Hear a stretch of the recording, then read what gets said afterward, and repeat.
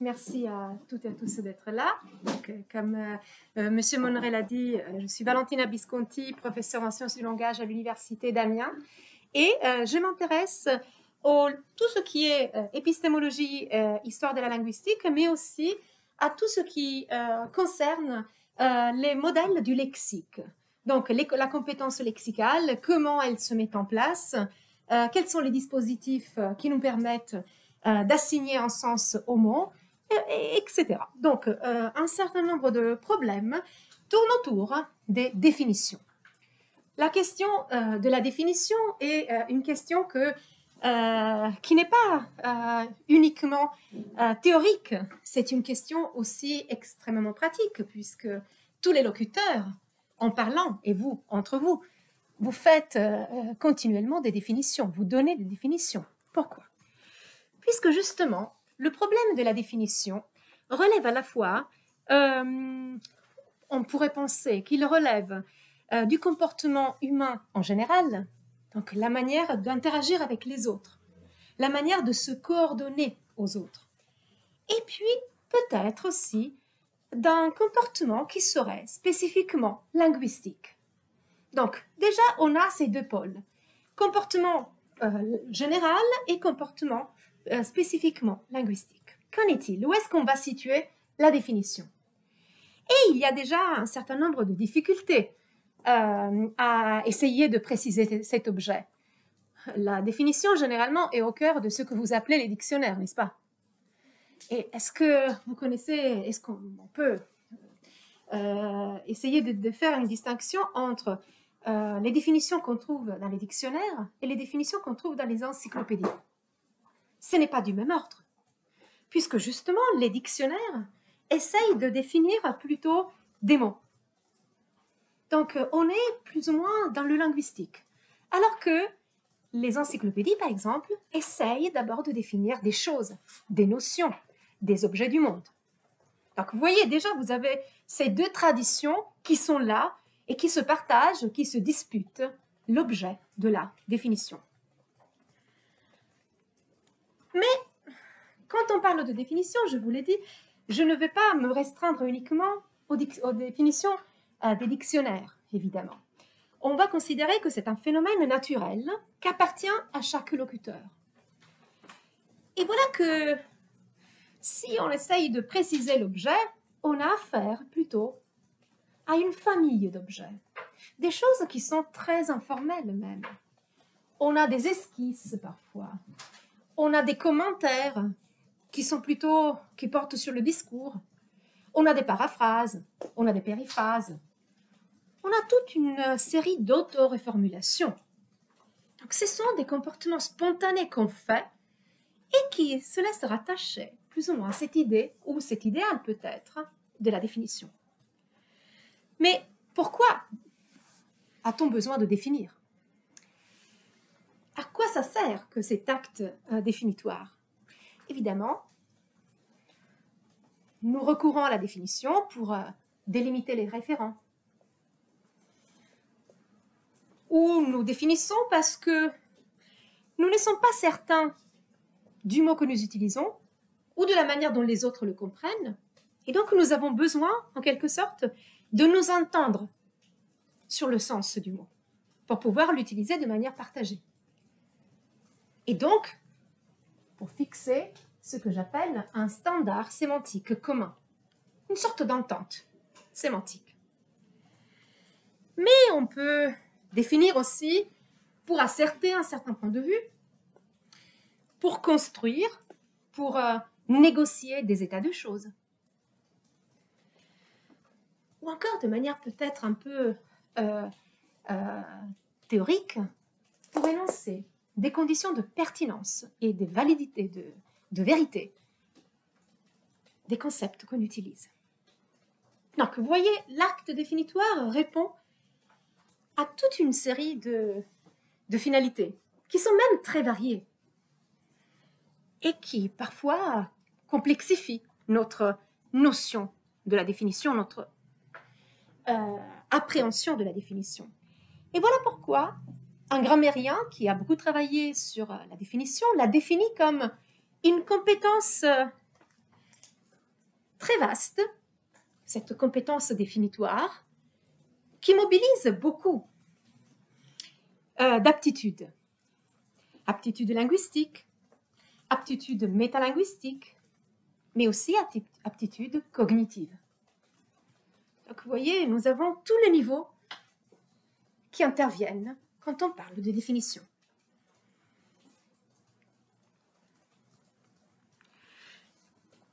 Et voilà pourquoi, si j'essaye de commencer à préciser ce que j'entends par définition, je dirais que c'est un phénomène discursif, ordinaire, puisqu'on le fait tout le temps, même dans le métro. On a de cesse d'entendre les gens définir pour s'accorder sur l'essence, justement. Et donc, c'est un phénomène discursif qui appartient même au répertoire d'actes de langage. Des actes de langage, pardon. Et quand quelque chose est important en langue, généralement, il y a des mécanismes, des ressources qui lui sont dédiées, qui sont créées expressément pour pouvoir rendre possible cet objet. Et voilà que, quand on définit, on ne définit pas n'importe comment. Il existe tout un tas de ce que j'appellerais formules typiques, non? Dans toutes les langues. Qu'est-ce qu'un X? Que signifie X? Que veut dire X? Et à ces questions correspondent des réponses attendues. Donc, voilà pourquoi je parle de quelque chose qui est de l'ordre du formulaire. X est un... et on donne la définition. X signifie, et on donne la définition. X veut dire, donc, et on donne la définition. Et cela implique aussi l'existence de ce que j'appelle format sémantique préférentiel, mais dont je vais vous parler plus loin, puisque c'est une notion dont on aura besoin plus tard, et qu'il va falloir la préciser par rapport à un certain nombre de problématiques que je vais évoquer. Et puis, il y a toute une variété de types syntaxiques, toute une variété de structures qui sont investies quand on donne des définitions. Des phrases simples, des phrases complexes, avec plusieurs niveaux d'emboîtement, des phrases oppositives, puisqu'on définit et on oppose quelque chose d'autre, des phrases négatives, des subordonnés qui commencent par un que ou par un quand. Tout ça, ce sont des traces linguistiques de la définition qu'on trouve dans tous les discours. Donc, ça veut dire que ce sont des phénomènes plus ou moins stables qui ont vocation à encoder justement ce processus définitoire. Wittgenstein, un philosophe du langage, disait que la définition est même le fondement de ce qu'il appelait les jeux de langage, c'est-à-dire de toutes les activités qu'on fait quand on parle. Et surtout de toutes les activités qui ont affaire à la manière dont on dénomme, à la dénomination. Et en effet, le fait de donner des noms aux choses, c'est-à-dire la dénomination, ce qu'en grec on appelait onomazein, ne va pas sans sa contrepartie, qui est une forme de délimitation. En grec, on l'appelle orizen. C'est-à-dire que quand on dénomme des choses, pour les distinguer, on a besoin de fixer des limites, de fixer des frontières pour établir la validité d'un signifié.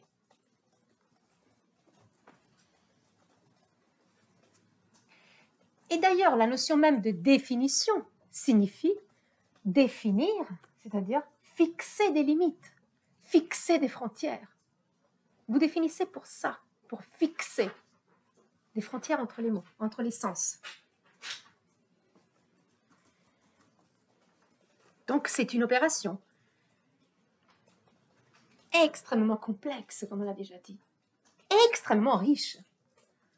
Puisque, vous voyez, selon les théories linguistiques, la définition est appréhendée en relation à la signification ou en relation à la désignation, c'est-à-dire la manière dont on désigne, dont on dénomme les choses. Ou elle est ramenée à un processus de reformulation, on dit les choses différemment. Encore un problème de dénomination ou encore d'argumentation, puisque pour argumenter votre point de vue, vous avez besoin de définir votre point de vue et vos arguments. Donc, vous voyez, la définition, déjà, se laisse encadrer par des théories linguistiques extrêmement vastes, qui, même au cours de l'histoire, se sont parfois même opposées. Donc, on va essayer de voir ce qu'il y a en commun à toutes ces théories et si on peut en tirer quelque chose de stable.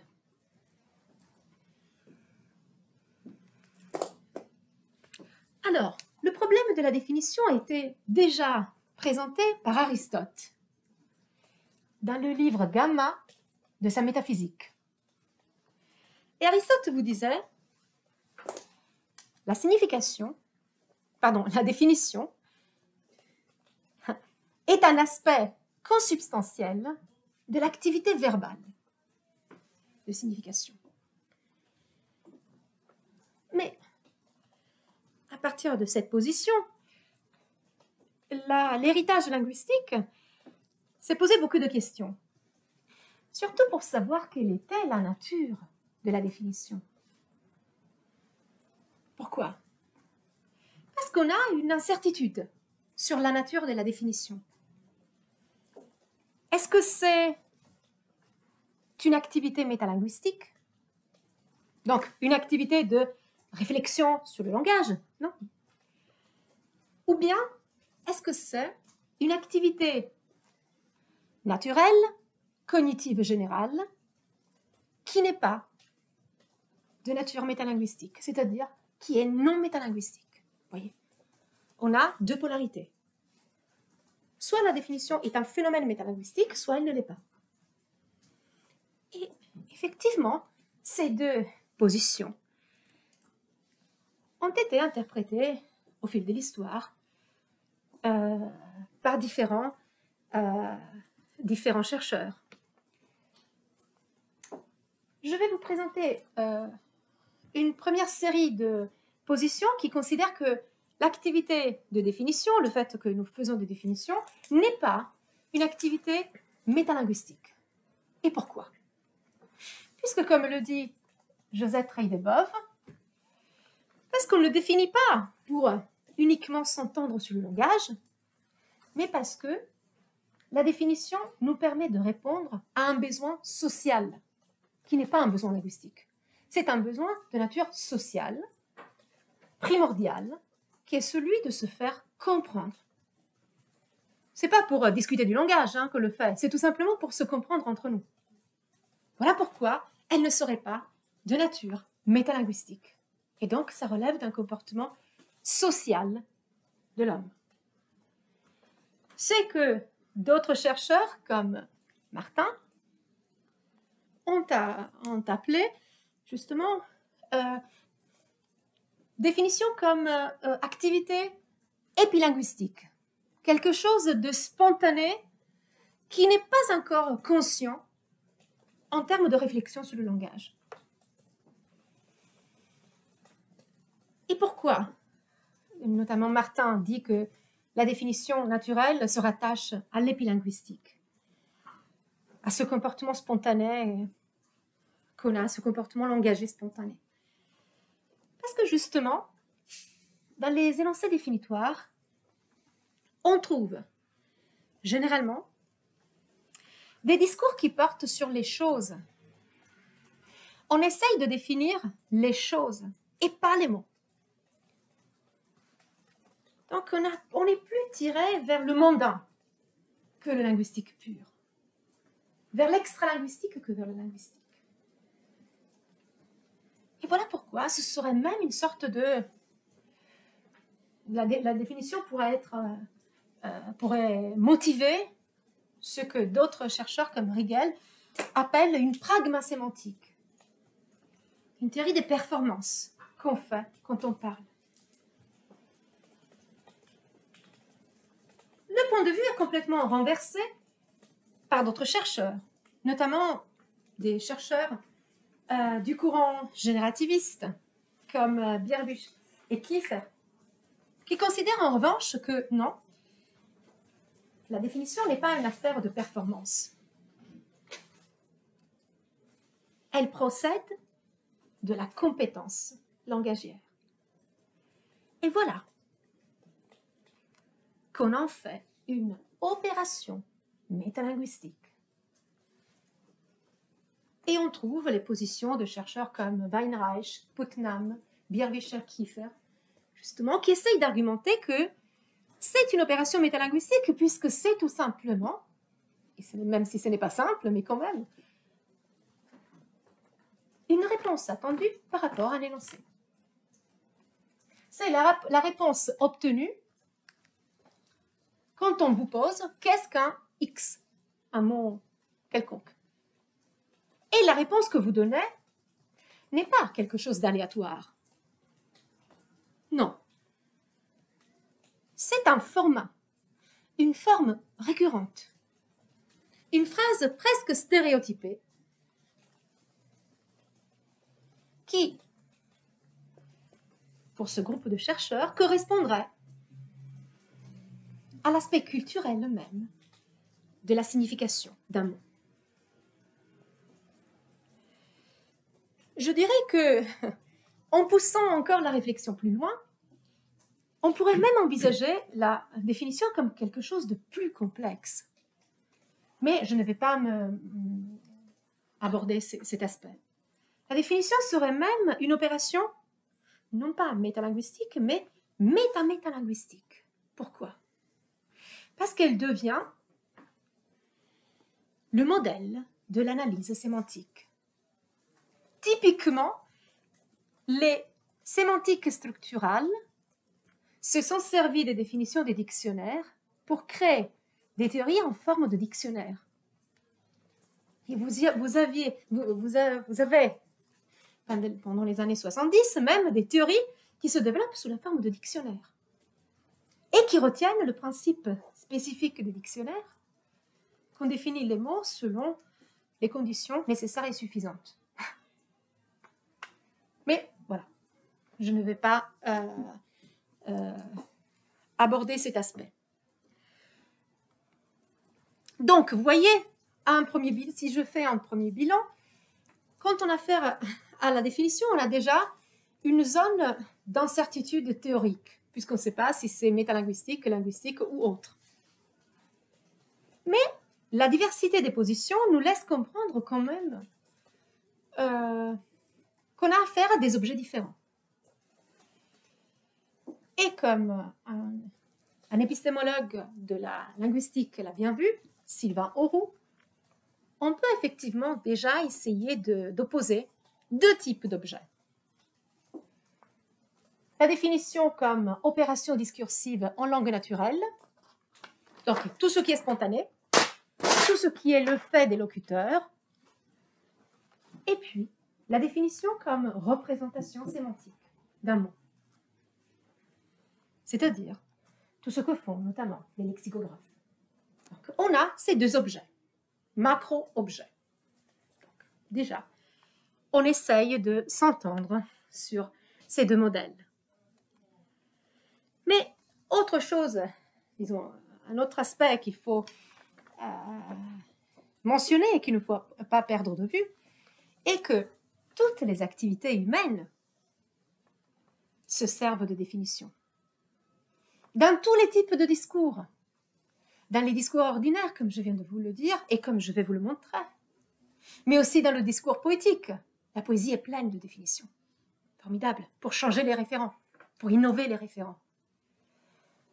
Le discours publicitaire, c'est l'un des ressorts de la structure argumentative des slogans, on le verra. Pour créer des fausses attentes ou pour contrecarrer une opinion qu'on a sur un produit. Les discours spécialistes, tout type de discours de spécialité,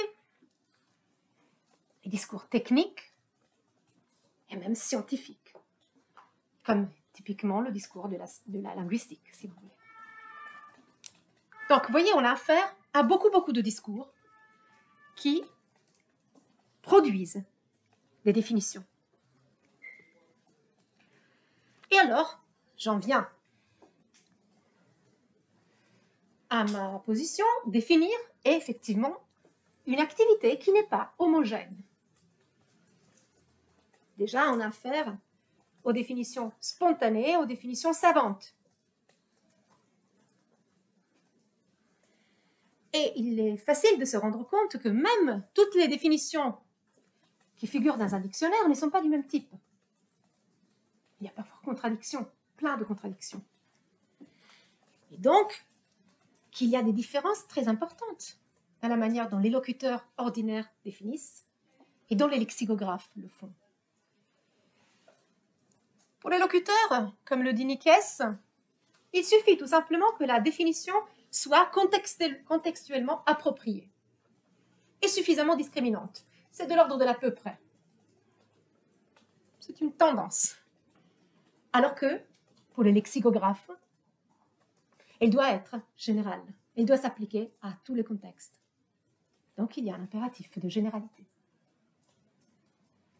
Mais il y a une autre différence importante, notamment dans la manière dont les enfants définissent, les définitions des enfants, qui nous donne à voir aussi la manière dont l'acquisition du langage se fait, et qui sont parfois même très différentes de celles que peuvent donner des locuteurs qui seraient adultes. Donc, vous voyez, à chaque fois, on a des différences entre le type, l'ordre, les types de locuteurs, la finalité. Et toutes ces opérations de nature diverse pourraient même nous faire perdre de vue les phénomènes.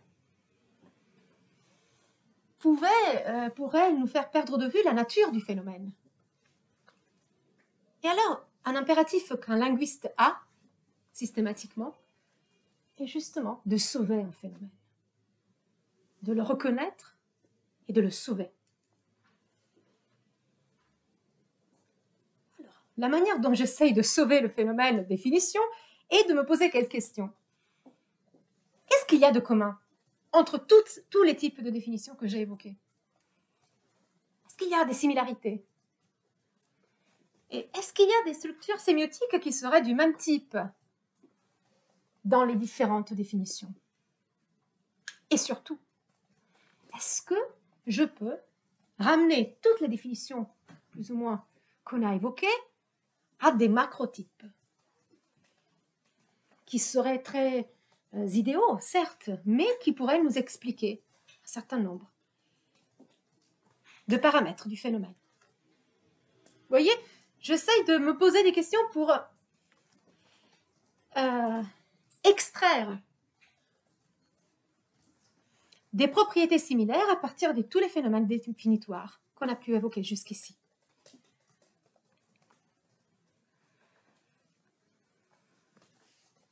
Donc, le phénomène, effectivement, est multiforme et il faut l'entendre comme tel. Mais il me semble possible d'essayer de l'attraper, ce phénomène, de le sauver, grâce à 3 ensembles de types qu'on a dans tous les types de discours et qui mettent en jeu des procédures de construction de la référence. Donc, je repère 3 macrotypes. Un type qui serait de l'ordre de l'ostension, donc ostensif, et je vais vous expliquer précisément de quoi il s'agit. Un deuxième type qui relève plutôt de l'extension.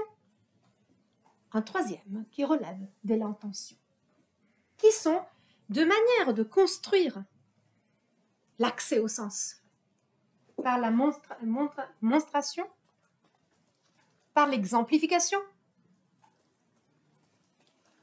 par l'énumération des propriétés d'un objet.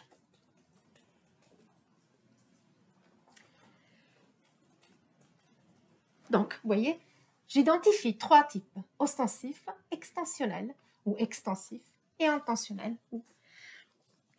Oui, intentionnel, c'est le mot convenu. Et chaque type, évidemment, mobilise toute une gamme qui est assez bien délimitée d'opérations morphosyntaxiques, de formats sémantiques, c'est-à-dire de types de mots qui définissent, qui commencent la définition, ce qu'on appelle les définissants.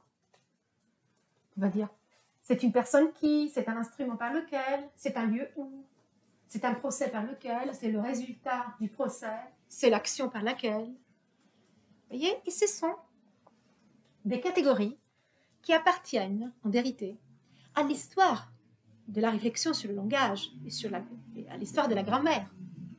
Puisque vous l'avez sous forme même, ici je vous les donne, de nomenclature latine. Les nomen rei, nomen actionis, nomen rei acte, nomen agentis. Voilà. Ce sont la manière dont on commence, dont on débute la définition. Le premier terme qu'on énonce, le définissant.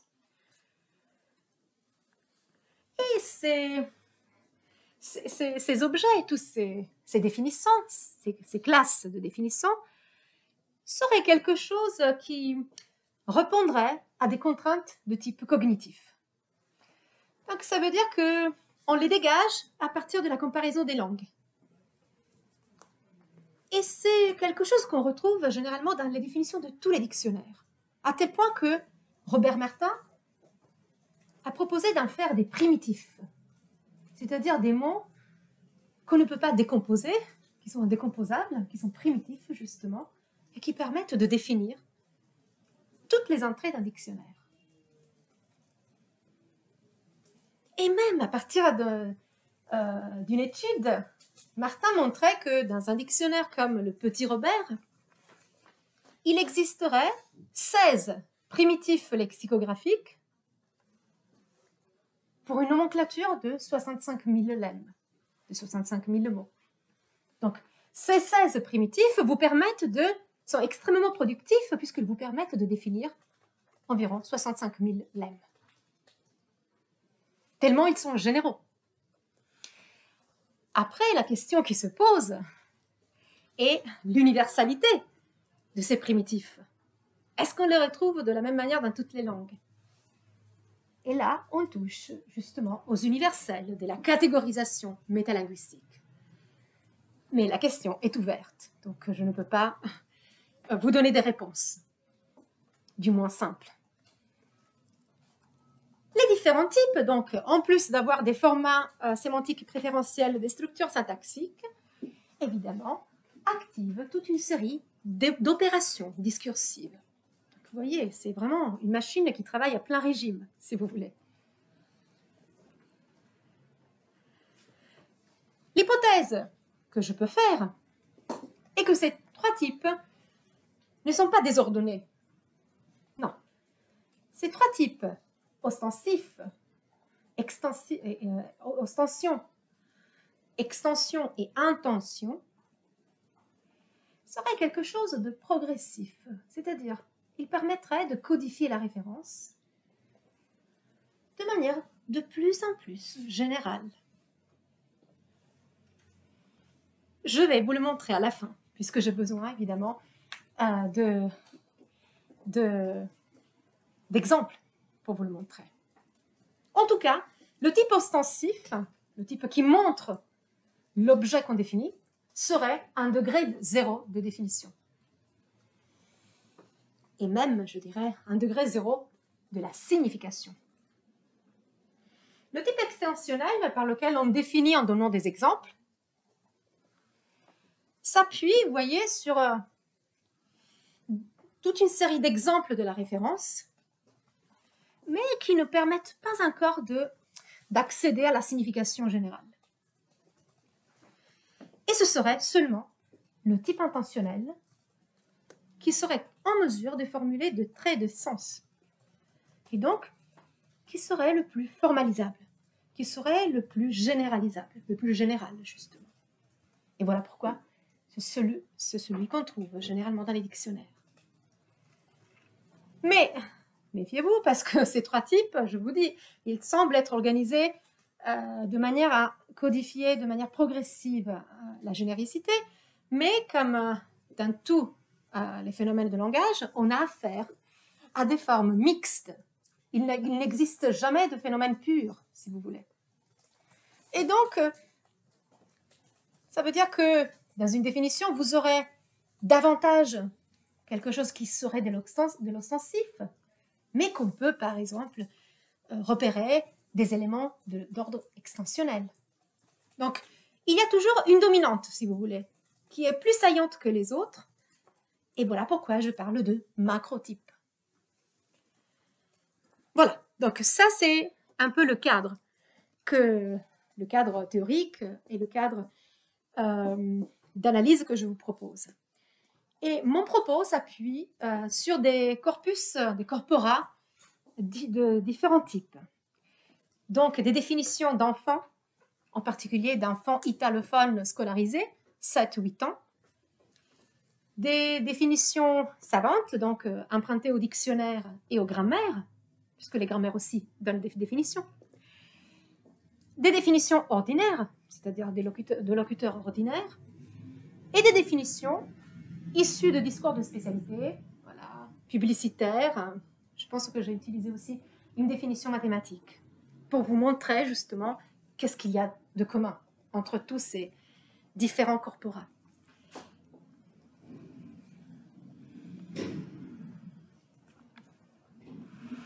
Donc, commençons l'analyse des trois types. Le premier type, le type ostensif. Qu'est-ce que c'est l'ostension? C'est l'acte de référence. C'est la manière de montrer le référent.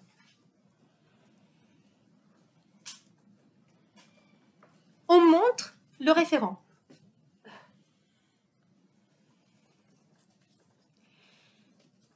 Et on le montre de comment? Bon, je vais passer plus rapidement sur la citation de Bierwisch-Kiefer. Mais ils disent que on montre le référent en appliquant le terme à un exemple approprié. Or, le problème de la notion d'exemple, à mon avis, a contribué à brouiller un peu les pistes, puisqu'on n'a pas compris si cet exemple était de l'ordre du métalinguistique ou du linguistique. Et voilà que toutes les classifications suivantes ont du mal à gérer cette notion d'exemple, si c'est de l'ordre de l'ostensif ou de l'extensionnel. Donc, je vais vous montrer. Donc, la monstration du référent, l'idée de montrer le référent, peut se faire de deux manières. Par deixis ou par iconicité, justement. Et je rencontre ici une notion qui est travaillée dans ce cadre. Les définitions qui construisent la référence par deixis renvoient évidemment au contexte énonciatif à travers des deictiques, des pronoms, des adverbes démonstratifs. Et dans ce cas, le contexte vous permet de comprendre aisément l'objet, la référence.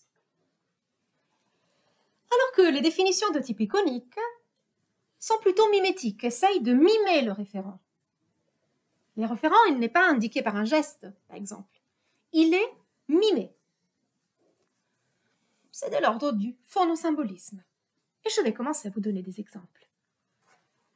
Voilà, je précise que l'iconicité, donc le fait d'imiter, de mimer le référent, peut s'appuyer sur différents paramètres. On peut mimer la structure du référent, ou encore la structure du signifiant, ou encore la structure de l'énoncé, ou même, de manière un peu plus complexe, la relation entre le plan du contenu et le plan de l'expression.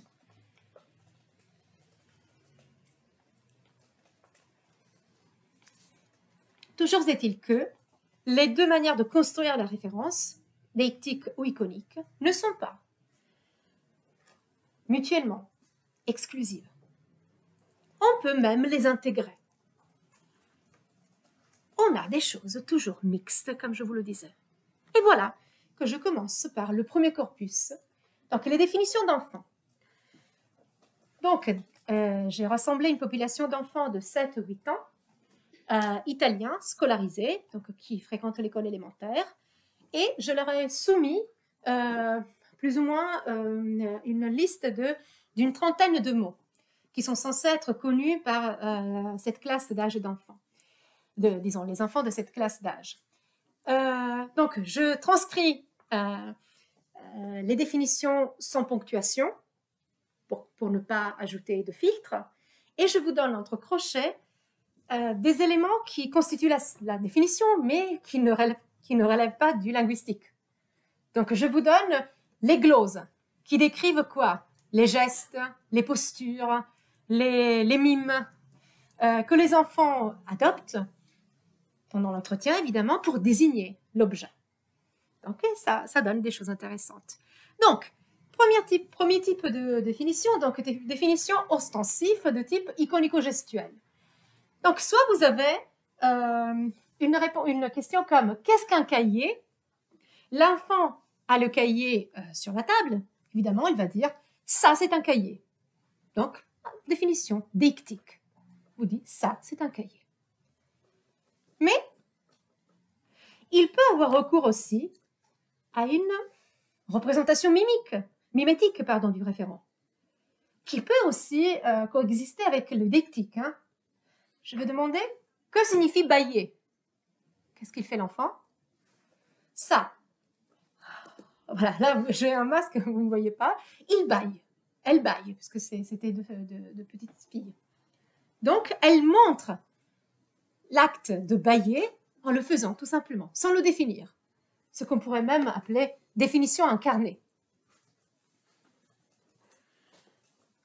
Ou encore, des cas plus complexes. L'enfant ne connaît, je donne comme mot, je demande, qu'est-ce qu'un haut-parleur? L'enfant, visiblement, les deux enfants ne connaissent pas l'objet haut-parleur. Et donc, ils essayent de donner une définition à partir des éléments qu'elles ont. Et donc, à partir d'une sorte de segmentation des mots. Ils voient qu'il y a un haut, qu'il y a un parleur, et donc ils commencent à dire. Donc, qu'est-ce qu'un haut-parleur? Que quelqu'un parle fort, fait le premier enfant. Donc, il parle fort. Ah! Comme ça. Donc, il commence à mimer justement cette idée de haut. Deuxième enfant. Haut-parleur signifie quand quelqu'un parle fort, à nouveau. Et dit comme ça. Ah! Ensuite, elle scande le mot en accentuant la syllabe. Haut-parleur. Voilà comment elle définit un mot. Alors que l'objet haut-parleur n'est même pas mentionné puisqu'on ne le connaisse pas. Donc, qu'est-ce que ça veut dire? Ça veut dire que les enfants, ces deux enfants, n'ont pas la représentation de l'objet, mais l'iconicité s'appuie sur la structure du signifiant, du mot. Haut-parleur. Donc, ils imitent d'abord haut et ensuite parleur. Et ils segmentent de manière intuitive, puisqu'ils essayent de donner deux sens à ce mot, de le composer. Ce qu'on pourrait appeler avec Saussure un phénomène d'étymologie populaire. Les enfants essayent de faire l'étymologie du mot et de donner un sens à partir de cette segmentation et de cette signification intuitive qu'elles ont construite.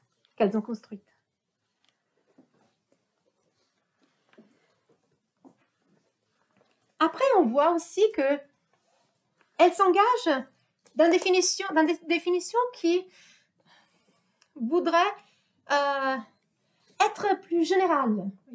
Que quelqu'un parle fort. Ils ne disent pas qui est en train de parler fort. Ou bien ils décrivent des significations générales. Haut-parleur signifie quand quelqu'un.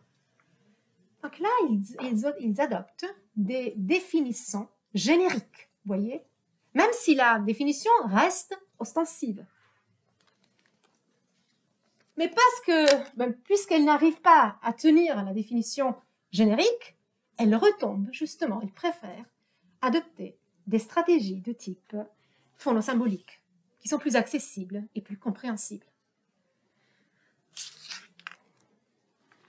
Voilà, ça c'était le commentaire de ce que je viens de dire.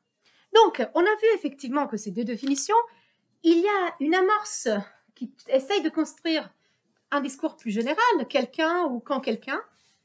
Donc, une amorce extensionnelle, mais on est dans des structures typiquement iconiques. Donc, effectivement, des opérations mixtes comme les théories linguistiques le posent et en font l'hypothèse. Effectivement, dans le corpus, il y en a plein comme ça. Alors, d'autres définitions, eh bien, sont des tests. Je demande, qu'est-ce qu'un gilet? Et donc, on commence par définir par la négative. Donc, ils n'ont pas la définition par l'affirmative, non, vont plutôt, ils commencent par nier l'objet. Donc, le premier enfant, qu'est-ce qu'un gilet? Un gilet, c'est une veste, mais qui n'a pas les manches longues. Elle commence à imiter les manches longues. Donc, elle indique la manche longue par un geste sur le bras, mais qui est comme ça. Bon, elle se trompe puisque le gilet serait comme ça, mais peu importe. Donc, elle imite le référent à partir d'une définition quand même, d'un énoncé définitionnel négatif. Donc, il y a une tentative de donner une définition, mais encore une fois, il retombe sur des structures iconiques qui sont plus rassurantes. De même, je pose la question, que signifie tranquille? On dit tranquille, c'est quelqu'un qui ne fait pas beaucoup de bruit. Non, je dois mieux le prononcer. Tranquille, c'est quelqu'un qui ne fait pas beaucoup de bruit, qui ne fait pas trop le bazar. Et elle commence à faire ça. Elle frappe sur la table pour faire du bruit. Donc, ça veut dire que il y a... qu'est-ce qu'on a dans cette définition? On a une périphrase antonymique, puisqu'on donne ce que le gilet n'est pas, d'abord. Des suites synonymiques, puisqu'on dit que ce n'est pas du bruit, ce n'est pas le bazar. Et surtout, on a une intonation qui est sous forme de liste, puisque l'enfant commence à donner tous les contextes qui lui permettent de dire ce qu'est être tranquille. Ne fait pas beaucoup de bruit, ne fait pas trop le bazar. Et l'intonation, justement, est quelque chose d'important. Pourquoi? Puisque c'est un trait suprasegmental.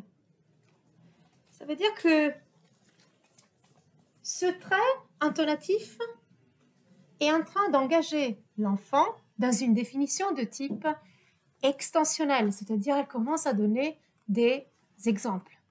Mais il n'y arrive pas. Et donc, encore une fois, c'est le geste qui l'importe.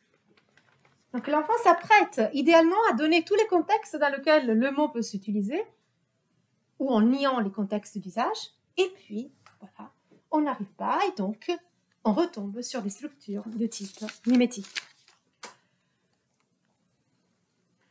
Voilà. Et pourquoi? Donc pourquoi l'élément iconico-deictique serait important pour les définitions, serait marquant dans les définitions d'enfants? Parce que ce serait une manière de répondre à un besoin de concret, appuyé sur une expérience concrète, personnelle, directe. Donc c'est une stratégie qui permet de combler les lacunes lexicales, les lacunes du lexique. Voilà pourquoi c'est un ressort qui est très utilisé dans ces productions.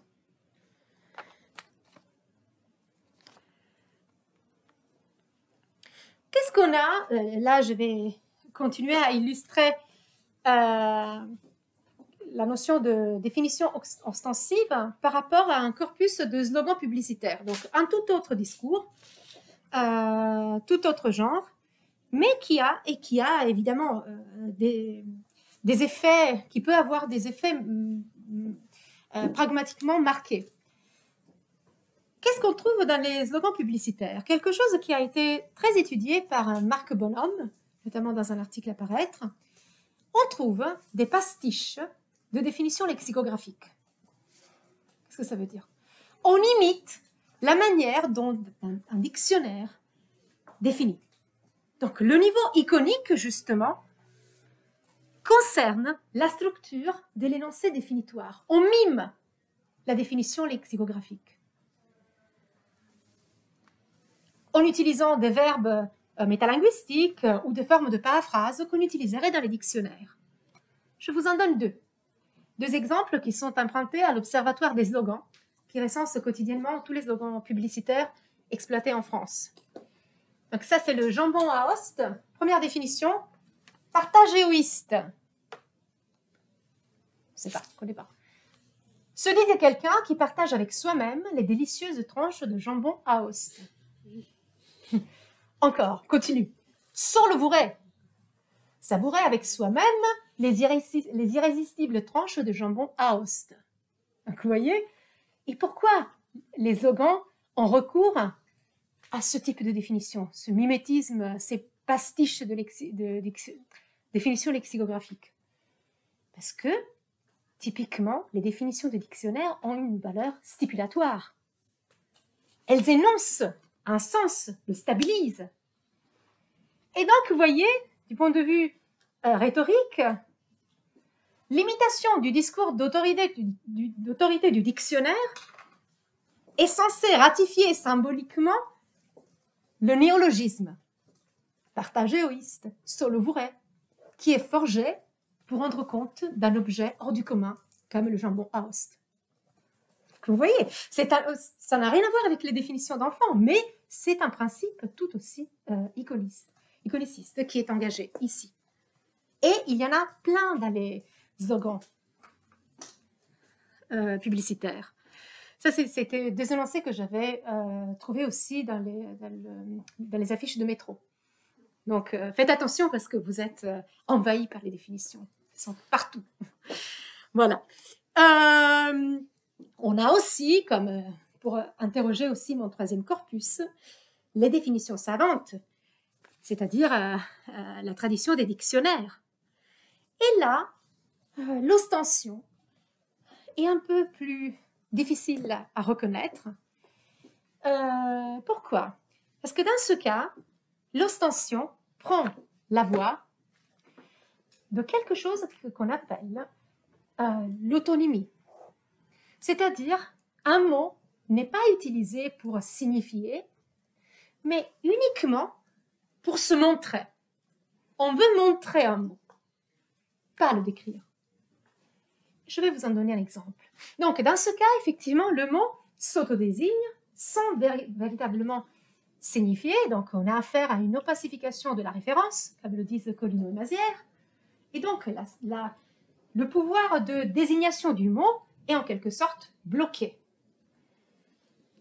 Donc là, on est vraiment dans l'univers métaréflexif du langage, que j'indique par L+1, c'est-à-dire on monte d'un degré. Et je vous donne des exemples. Le premier est tiré par un dictionnaire sui generis, un dictionnaire très atypique, qui est l'examen critique. Un genre très atypique, pourquoi? Parce qu'il n'est pas très codifié et qu'il appartiendrait à un genre qui serait le dictionnaire critique des dictionnaires. Donc quelqu'un qui critique tous les dictionnaires. Un dictionnaire qui est fait pour critiquer tous les dictionnaires. Donc vous voyez déjà le geste métaréflexif, ça donne le vertige. Et je vais vous donner un exemple. Naudier met en lemme, mais en entrée, le mot néologisme. Et comment il le définit? Se dit non seulement de l'abus d'un mot nouveau, néologisme le fait, néologisme, mais de ce mot nouveau lui-même, ce que l'on a oublié. Oui, c'est l'abus d'un nouveau mot, mais n'abusons pas du terme. Qu'est-ce que vous avez compris? Qu'est-ce qu'il est en train de nous dire? Il est en train de nous dire que néologisme est un néologisme. Le mot néologisme est recensé parce qu'il est un néologisme qu'il ne faut pas exagérer, dont il ne faut pas abuser.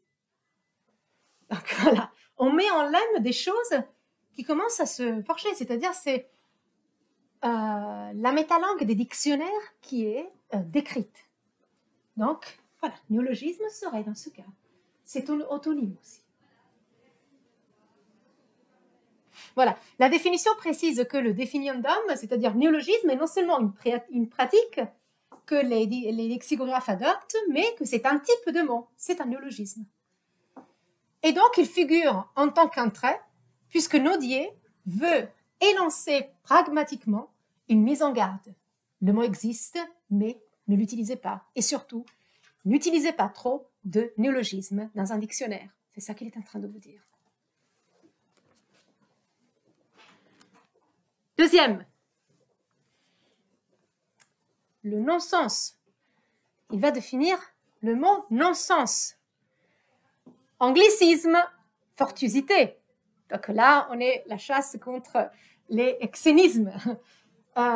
Anglicisme, fortuosité, et que les dictionnaires ont très bien fait d'admettre, ne fût-ce que pour caractériser la moitié de leur définition. Donc vous voyez, il est en train de dire que la plupart des définitions des dictionnaires sont des non-sens. Donc, il montre par la définition que les dictionnaires ont raté toute la procédure des descriptions du sens. Donc, voilà. Et ça, c'est le métalinguistique qui revient, qui devient parfois métalinguistique ou autonymique, justement, comme je le disais, et qui montre à quel point les dictionnaires, les grammaires ont suscité des querelles métalinguistiques qui ont accompagné l'histoire de la grammaire, l'histoire des dictionnaires, à tel point qu'aujourd'hui on a d'un côté la lexicographie et de l'autre aussi la métalexicographie, une discipline qui réfléchit sur la conception des dictionnaires, la manière dont on classe, dont on lématise, c'est-à-dire dont on choisit les entrées. Donc vous voyez comment il y a aussi des éléments de doctrine et de tradition grammaticale ou savante qui interviennent. Voilà, pour vous donner un exemple. Autre exemple, le dictionnaire critique de la langue française de l'abbé Ferraud, qui appartient au genre du dictionnaire grammatical. Dans ce cas, on définit uniquement des termes de grammaire. Et là, on trouve des autonymes, sous quelle forme? Voilà. Là, dans la définition, on intègre sous l'entrée préposition les prépositions. On ne définit pas ce que c'est de, excepté, or. On les traite, on les définit uniquement comme prépositions. C'est-à-dire, on les met en mention, tout simplement. Et donc, ça s'applique uniquement à des, excepté, or, de, après, avec, en, entre, chez, par. Voilà. Et c'est tout. C'est tout simplement une série d'autonymes, une série de mots qui ne sont pas là pour exemple. Ce n'est pas un exemple de définition, c'est la liste des définitions. Vous voyez la différence? Ce n'est pas un exemple, ce sont les prépositions. Donc, typiquement, c'est comme si c'était des noms de prépositions. Et voilà que les autonymes fonctionnent uniquement en discours. Il n'existe pas d'autonyme dans le dictionnaire, ça existe uniquement dans le discours d'un dictionnaire. Voilà. La référence est encore une fois rigide, puisque le mot renvoie à lui-même. Néologisme renvoie à lui-même, néologisme. Non-sens renvoie à lui-même, non-sens. Après, avec, en, entre et les autres prépositions mentionnées sont là pour s'auto-désigner, pour se mettre en évidence, c'est tout. Voilà.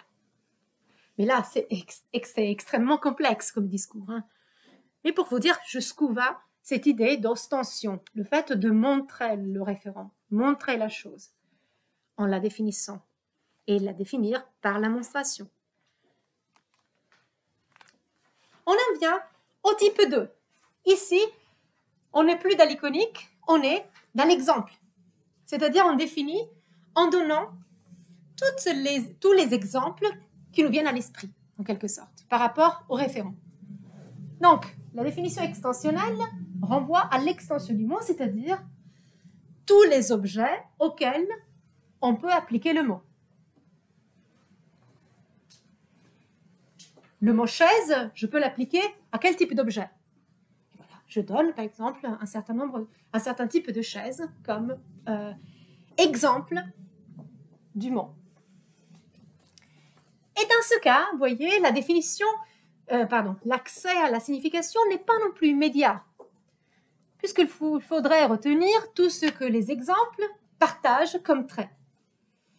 Donc, on navigue encore dans le particulier, une série d'exemples particuliers. Et en effet, comme le disent Bierwiesch et Kiefer, évidemment, on ne peut pas extraire des prédicats importants pour élaborer le sens d'un mot à partir d'un seul exemple. Un seul exemple serait insuffisant. Il faut une liste d'exemples, une palette, justement, d'exemples, éventuellement contre-exemples. Et c'est justement ce type de définition qui a été travaillé surtout par Riegel, qui vous dit, le type extensionnel consiste à présenter X comme le nom commun à un genre dont Y esquisse l'extension par un choix d'exemple typique. C'est ainsi que oiseau est le nom, par exemple, des moineaux, des merles, des mésanges, des canaris, etc. Donc, vous extrayez la notion d'oiseau à partir de ce listage d'exemples, les uns après les autres. Voilà pourquoi l'accès à la signification n'est pas immédiat non plus. Et ici, vous avez affaire à beaucoup de procédures qui sont engagées dans ce type extensionnel. Typiquement, le format même de définition qui est le format équationnel. X, par exemple, est un nom plein ou un nom générique. Ou bien on vous donne des exemples, ou bien on vous donne des synonymes, des hyperonymes, ou bien on a des choses un peu plus différentes. C'est-à-dire, on exprime l'exemple en puisant vraiment dans l'expérience personnelle, à tel point qu'on en fait des petits récits, des micro-récits. Donc, vous voyez, on a du mal encore à s'extraire du particulier. Voilà pourquoi l'extensif n'est pas encore suffisamment général. Consultons les enfants, justement, toujours. Je vous dirai aussi autre chose par la suite. Dans les productions d'enfants, c'est un type de définition qui est vraiment motivé par l'expérience personnelle, par les souvenirs, qui sont liés par exemple à l'objet ou à la situation que le mot désigne. Et le mot, l'item, n'est jamais défini directement. C'est comme si l'enfant construisait un contexte linguistique spécifique pour mettre le mot. Mais on a effectivement tout un tas d'opérations paradigmatiques de type synonyme, métonymie, hyponymie. Et quand c'est comme ça, on a affaire tendanciellement à quelque chose de plus évolué. C'est une pratique plus évoluée chez l'enfant. Dans tous les cas, j'ai constaté que dans beaucoup de productions, les enfants commençaient par « à mon avis ». Donc la définition était fournie du type « à mon avis ».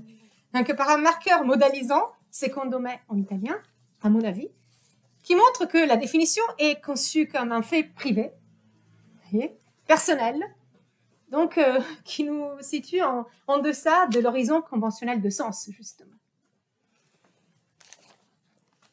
Et je vais vous donner, justement,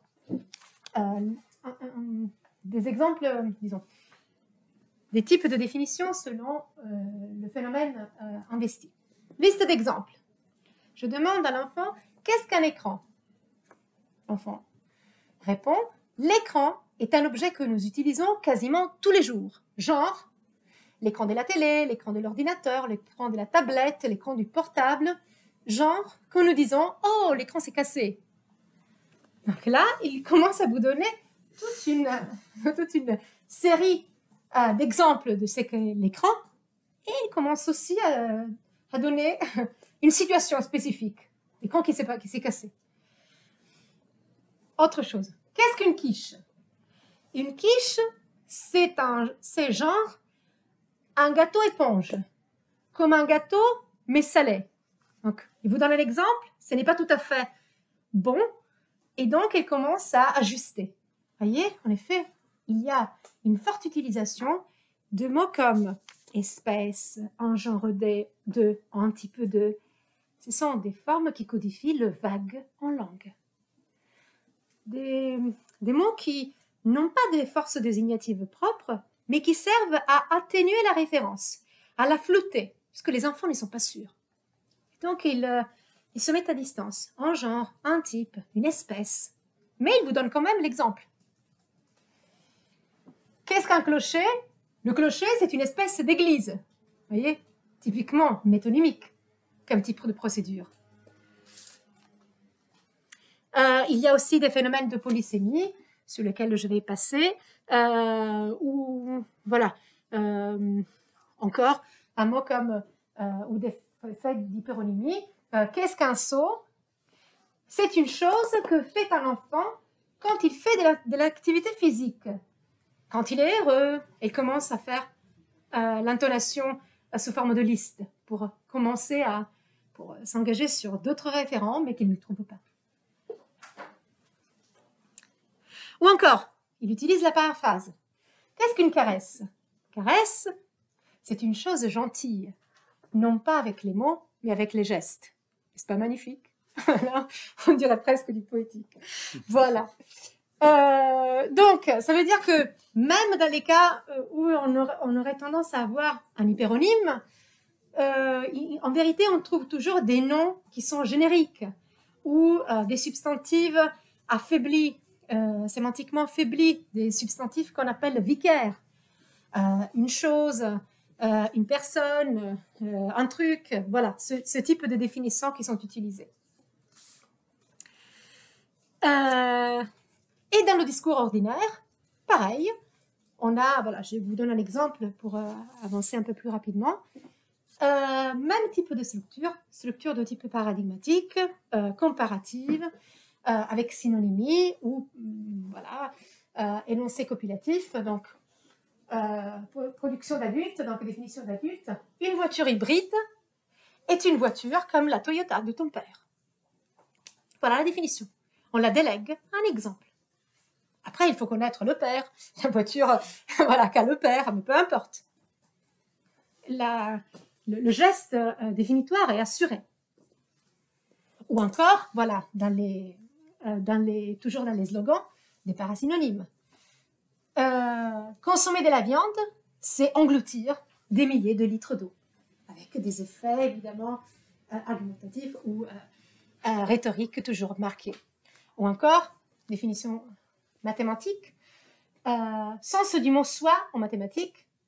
Donc on vous dit, imaginons, prenons, considérons, il était une fois un triangle, voyons voir un triangle, donc avec des séries paradigmatiques qui se posent comme des exemples justement du sens de voir.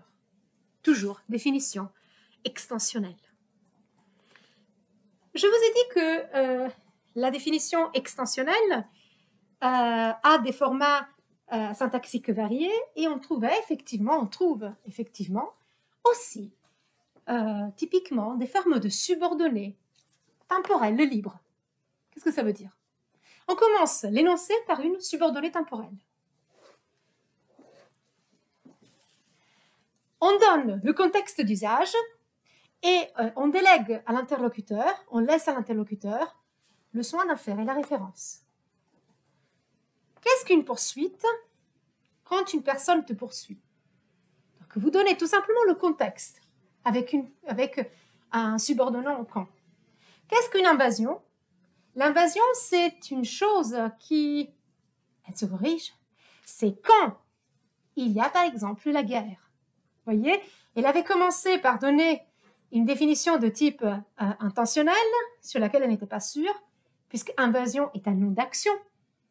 Et donc, elle revient justement à la subordonnée temporelle libre.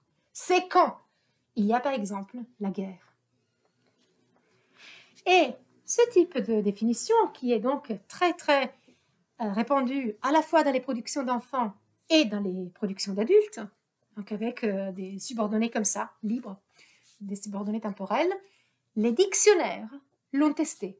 Dans les années 70, les dictionnaires qui étaient en pleine effervescence pour trouver le modèle le plus rentable, meilleur, eh bien, Larousse a effectivement utilisé des définitions comme ça. Ça a été un échec. Donc, puisque, évidemment, la pratique des dictionnaires est un peu différente. Donc, vous ne pouvez pas uniquement donner le contexte d'usage d'un mot. Voilà. Qu'est-ce qu'une recherche? C'est quand tu fais une recherche, genre sur les flamants roses ou sur autre chose. Donc, toujours, on commence par le contexte et puis on multiplie les référents.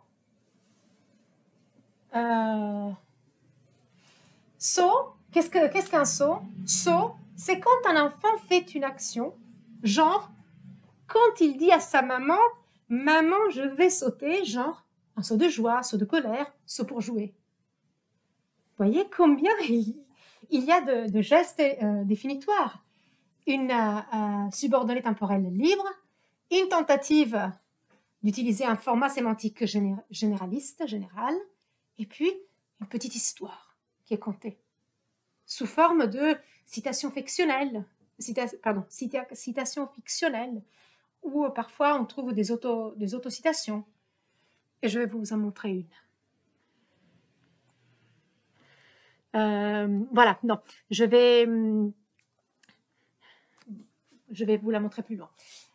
Donc, cette structure de la subordonnée temporelle donc, semble très utilisée, très investie, mais elle semble connaître des restrictions d'usage, c'est-à-dire on la trouve généralement quand le mot à définir est un verbe ou un nom de procès, c'est-à-dire un nom qui indique un procès qui doit être accompli. En effet, on avait saut, recherche, préparation, invasion. Et voilà pourquoi, à un moment donné, un enfant fait une fausse définition et il se corrige puisqu'il se rend compte que l'amorce qu'il avait donnée à la définition ne marchait pas. Qu'est-ce qu'un canon? Canon n'est pas un nom de procès. L'enfant le définit comme si c'était un nom de procès. Canon signifie quand quelque chose. Non, mais qu'est-ce que je dis? Elle le recommence. Canon, c'est un objet qu'on utilisait dans l'Antiquité, genre pendant la guerre. Donc, on règle toujours le référent par rapport aux stratégies de définition. Si l'enfant voit intuitivement que la définition engagée avec une subordonnée temporelle ne peut pas marcher puisque ça ne coïncide pas, ça ne correspond pas en termes de sémantique des noms. Mais lui, il ne peut pas le savoir, mais il met en œuvre cette connaissance intuitive, justement. Et voilà que ce type, quand même, est un peu plus généralisant que les autres, surtout quand le définissant, évidemment, est un nom générique. Et donc, vous avez effectivement toute une activité de catégorisation générale chez les enfants qui passe par quand quelqu'un, quand tu, souvent utilisé avec un tu générique, ou quand nous, quand quelque chose. Donc, on a effectivement une forte présence de ce que l'on appelle les termes en queue, c'est-à-dire des termes qui ont une valeur fondamentalement indéfinie. On les appelle des marqueurs de parcours sur toute une classe. La classe des moments pour quand, la classe des animés pour qui, des non-animés pour que ou quoi, des lieux pour où. Voilà. Donc là, déjà, il y a une activité de catégorisation un peu plus poussée. Voilà. Et puis, dernière forme de définition extensionnelle, les définitions narratives. Et là, vraiment, c'est magnifique à voir comment les productions d'enfants utilisent ce ressort, puisque, comme je vous le disais, ils donnent de micro-récits qui montrent toujours une petite expérience individuelle ou bien un contenu un peu encyclopédique de quelque chose qui dépasse peut-être l'activité individuelle. Voilà. Qu'est-ce qu'un glacier? J'y ai été. Voilà la définition. Formidable. Ça, c'est un exemple que j'ai repris à l'Oudouk. Bon, qu'est-ce que le téléphone? Au lieu de s'envoyer des lettres, les scientifiques ont inventé le téléphone qui sert pour communiquer. Formidable. Ils ont même des options, justement, sur l'histoire d'amour. Formidable. Mais autre chose. Ça, c'est magnifique. L'autre citation. Que signifie beau? Beau, c'est quelque chose de beau. Elle rit, puisque ça rend compte qu'elle n'a pas défini grand-chose. Genre, quand un pull... Non, pardon. Genre, un pull, quand nous allons dans un magasin et qu'il y a un pull qui nous plaît, nous disons qu'il est beau. Elle murmure. Nous disons qu'il est beau. Sauf que maman ne veut pas nous l'acheter. Il mime même le murmure parce qu'il sait qu'il allait dire quelque chose contre sa maman. Donc c'est une structure magnifique, vous voyez, une machine d'une créativité formidable chez les enfants. Voilà, donc c'est toujours cette expérience individuelle qui est engagée. Et voilà qu'avec ces définitions, on constate l'abandon du gestuel iconique, même s'il y a toujours des formes mixtes, et une tentative de rendre compte de la spécification d'une situation donnée pour expliquer la signification des items envisagés. Troisième type de définition, c'est le type intentionnel. Dans ce cas, on définit l'intention du mot. Qu'est-ce que c'est? C'est tout simplement l'ensemble des propriétés définitoires, ce qu'on appelle les traits pertinents. Donc là, le modèle, c'est le modèle des conditions nécessaires et suffisantes, qui permettent de décider quels objets font partie de l'extension et quels référents en sont exclus. Donc généralement, quand on parle de propriétés définitoires, on a affaire à des propriétés fonctionnelles, c'est-à-dire on dit à quoi ça sert un objet, par exemple. X sert à, etc. Et c'est une définition qui, effectivement, peut être considérée comme une forme plus abstraite, plus indépendante de la situation énonciative, puisque généralement, vous n'avez pas d'exemple dans ce type de définition. Et c'est ce que certains théoriciens appellent la définition analytique, généralement plutôt de type syntagmatique. Et dans ce cas, on peut considérer même que la saisie du référent ici est discrète. On discrétise le référent, alors que les deux premiers types de définition nous en donnaient d'abord et davantage une saisie globale. Donc là encore, évidemment, vous avez dans le type intentionnel quelque chose qui est plus informel, donc toujours quand même en lien avec l'expérience, et quelque chose, un pôle, une polarité beaucoup plus formelle, qui coïncide avec la description sémantique telle que vous la trouvez dans les dictionnaires. Et voilà. Qu'est-ce qui se passe chez les enfants? Le type est représenté, toujours, et on constate que parfois les enfants sélectionnent un seul trait, qui peut même ne pas être le pertinent. Donc, ils commencent l'énumération des traits, où ils prennent, par exemple, un trait qui serait le sens figuré, qui renvoie au sens figuré du mot, et comme ça, ils produisent la définition. Qu'est-ce qu'un coussin? Une chose où tu t'appuies. Définition fonctionnelle, justement.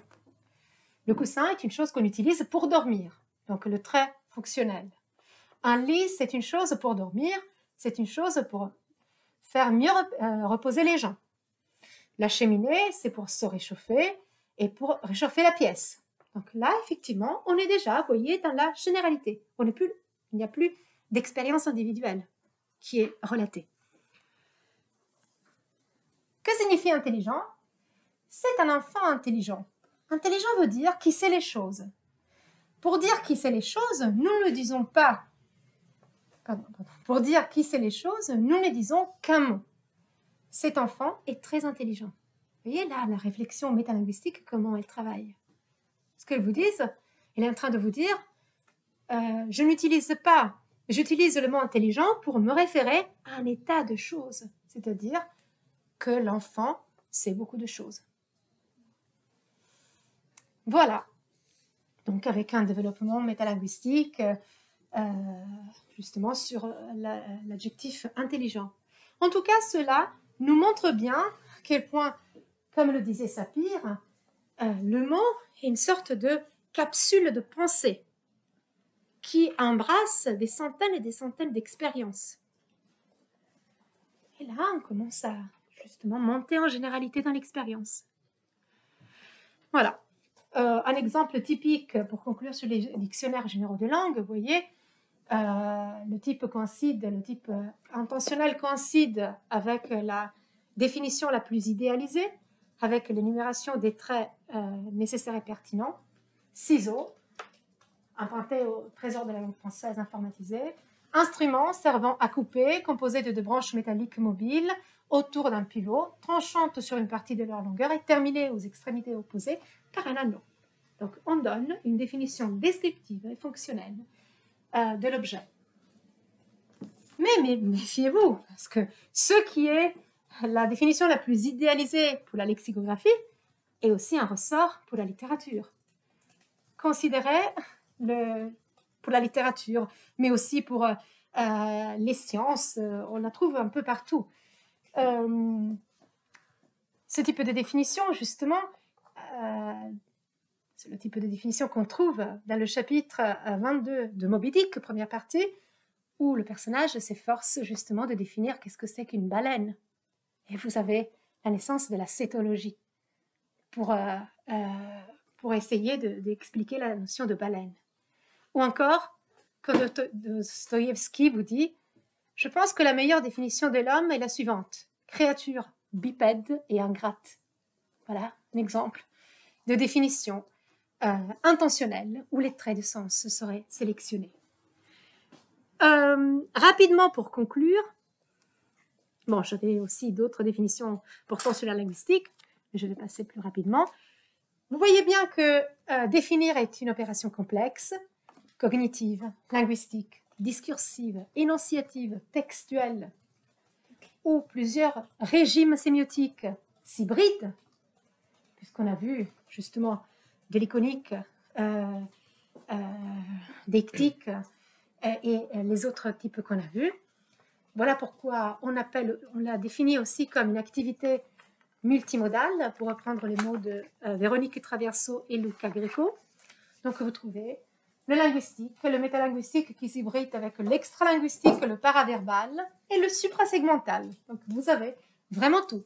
À tel point qu'on peut vraiment croire à Riegel qui disait que la définition est un phénomène global, un phénomène total.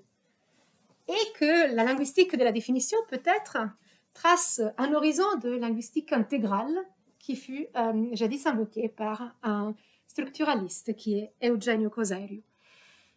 Donc, vous voyez les trois types de définitions que j'ai pu identifier, chacun avec sa propre raison sémiotique, ne sont toujours pas à entendre comme des types purs ou mutuellement exclusifs, mais comme des formes mixtes.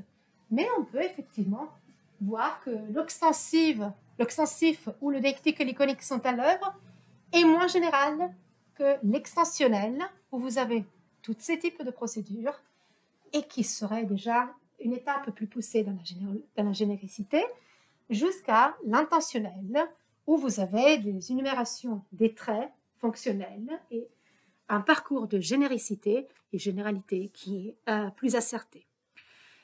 Voilà donc que l'activité de définition est effectivement toujours confrontée à l'imprécision désignative des langues naturelles, et voilà pourquoi nous avons vu des phénomènes de hedge, des phénomènes de mitigation, des phénomènes de vagues qui s'installaient. Et en tout cas, je pense que effectivement l'opération de désignation étant de type scalaire, la définition aussi, justement, représente cette scalarité d'échelle de généricité qui est construite en changeant de type. Voilà, donc en termes d'échelle de généricité, la définition ostensive serait le type où la désignation est la plus rigide, alors que le type 2 et 3 semble le plus ouvert à la construction de la généricité. Et toute une gamme de structures, effectivement, sont investies. Des chaînes d'hyperonymes, hyponymes, des désignateurs génériques, des noms généraux, avec des restrictions variées, des opérateurs de parcours, de marqueurs de vagueness, de construction de vagues. Et voilà que la définition n'est pas incompatible avec l'indétermination sémantique qui est typique des langues naturelles. Donc, si Bloomfield estimait que les locuteurs conçoivent toujours la signification lexicale dans les termes du sens donné par les dictionnaires, et il parlait de dictionary meaning, on voit évidemment que la définition est loin de donner accès à la signification. Et que si le type 1 et le type 2 restent en deçà de la description sémantique, c'est le type 3 qui s'approche, qui énonce justement ce qu'on peut appeler le corps sémantique. En même temps, la définition des enfants peuvent nous renseigner aussi sur les phases évolutives du processus d'acquisition. Et la définition reste un observatoire des contraintes qui agissent sur la catégorisation humaine et permettent de faire des hypothèses, comme je vous le disais, sur l'existence de ce métalangage universel de la définition, qui serait évidemment à mettre en lien avec d'autres hypothèses, c'est-à-dire on ne peut pas exclure que la définition soit un phénomène glottospécifique ou qu'il y ait une structure culturelle influencée par les pratiques d'une langue donnée et de la tradition scolaire et grammaticale. Voilà, je m'arrête ici. J'espère que vous avez pu avoir une idée de la définition. Merci beaucoup.